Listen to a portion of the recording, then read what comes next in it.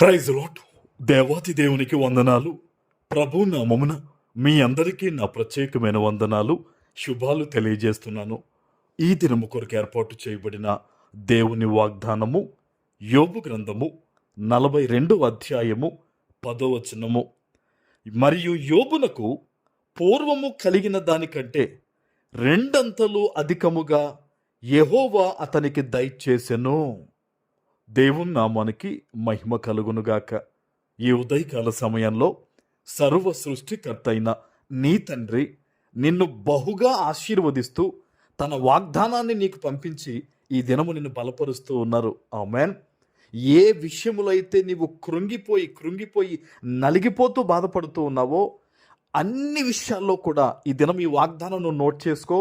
రెండంతలు అధికమైన సంతోషము, ఆనందము, కృప దేవుడు నీకు ఇవ్వబోతూ ఉన్నారు. ఆమేన్.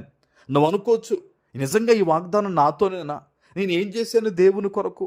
నా జీవితం ఇలాంటిదే, నా బ్యాక్గ్రౌండ్ ఇలాంటిదే, నా పరిస్థితులు ఎలా ఉన్నాయి కదా, ఇది ఎలా మారుతుంది అని నువ్వు అనుకుంటావు. కానీ దేవుని వాగ్దానము నిన్ను ప్రేమించి నీ వద్దకు వచ్చినప్పుడు దానిని స్వతంత్రించుకోవాలి. ఎలాంటి పరిస్థితుల్లో నీవు ఉన్నా సరే నువ్వు దేవుని మాటను నమ్మగలిగితే ఆయన నీ పరిస్థితిని తలకిందులు చేయగలడు. హల్లెలూయా. ఈరోజు నువ్వు దేవుని సన్నిధిలో ప్రార్థన చేస్తున్నావు కదా, దేవుని సన్నిధిలో మొరపెడుతున్నావు కదా, అందుకనే దేవుడు ఎంత గొప్ప వాగ్దానాన్ని నీకు ఇస్తూ ఉన్నారు. ఆర్థికంగా, ఫైనాన్షియల్గా నువ్వు బ్లెస్ అవ్వబోతూ ఉన్నావు. ఆరోగ్యపరంగా నువ్వు బ్లెస్ అవ్వబోతూ ఉన్నావు. అనేక రకాల చిక్కుముడుల నుంచి నువ్వు విడిపించబడి నీ శత్రువులకు చెక్కకుండా ఎత్తైన స్థలాన్ని నువ్వు ఉండబోతూ ఉన్నావు. హల్లెలూయా. ఇది దేవుడు తన సేవకునైన నాకు బలపరిచిన మాట. ఈరోజు మీకు తెలియచేయమన్న ఆయన నోటి వాక్యం ఇది. హల్లెలూయా. అయితే యోబు ఆ రోజు ఏం చేశారో తెలుసా? అతని స్నేహితుల నిమిత్తము ప్రార్థన చేశారట. ఈరోజు ఈ వాగ్దానాన్ని వింటున్న నీవు కూడా నిన్ను వలె నీ పొరుగు వారిని ప్రేమించు అనే దేవుని ఆజ్ఞను నువ్వు పాటించినట్టయితే, దేవుని వాగ్దాన ప్రకారంగా నీ జీవితాన్ని నువ్వు కట్టుకుంటూ ఉన్నట్టయితే గుర్తుపెట్టుకో, నీ ప్రార్థన ముగియకనుపే దేవుని ఆశీర్వాదం నీ గుమ్మంలోకి రాబోతుంది. ఆమేన్.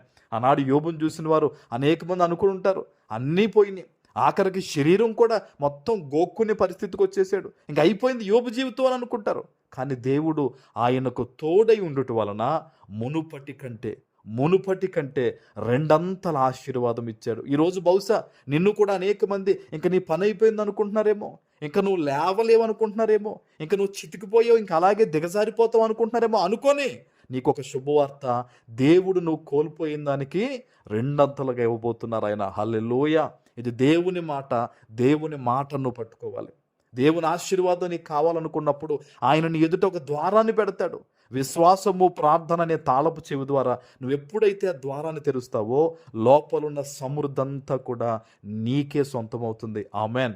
ఈరోజు ఎక్కడి నుంచి, ఎటువంటి పరిస్థితుల మధ్య ఈరోజు నువ్వు దేవుని వాగ్దానాన్ని విన్నావో వాగ్దానం ఎత్తిపెట్టి ప్రార్థన చేయి. ప్రభువా, యోబు ఇతరుల గురించి ప్రార్థించినట్టుగా ఇదిగో ఈ రోజు నుంచి నేను ఇంకను నీ ఆజ్ఞను పాటిస్తానయ్యా, నేను కూడా అనేక మంది కొరకు, బాధలలో ఉన్నవారి కొరకు నేను ప్రార్థన చేస్తానయ్యా అని నువ్వు ప్రార్థన చేసి దేవుని వాగ్దాన నెరవేర్పు కొరకు నువ్వు కనిపెట్టుకుని చూడు.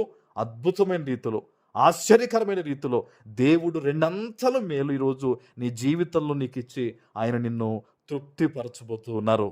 ఆమేన్. తలలు వంచండి, ప్రార్థన చేసుకుందాం. పరిశుద్ధుడా, ప్రేమ కలిగిన తండ్రి, మీకు వందనాలు. ఈ ఉదయకాల సమయంలో మీరిచ్చిన ఈ గొప్ప వాగ్దానము ప్రతి బిడ్డ జీవితంలో నెరవేర్చి స్థిరపరచమని యేసు నామమున ప్రార్థిస్తున్నాను తండ్రి. ఆమేన్.